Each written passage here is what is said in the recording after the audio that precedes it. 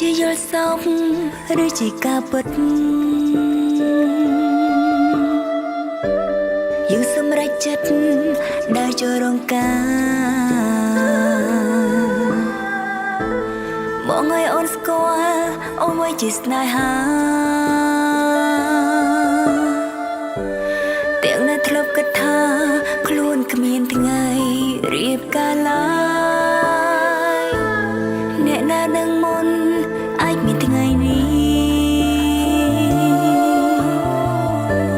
ថ្ងៃដ៏ពិសេស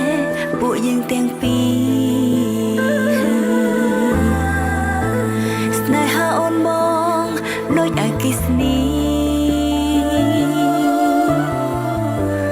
ប៉ុន្មាននាទីផ្ដើមមានចិត្តរៀងខ្លួន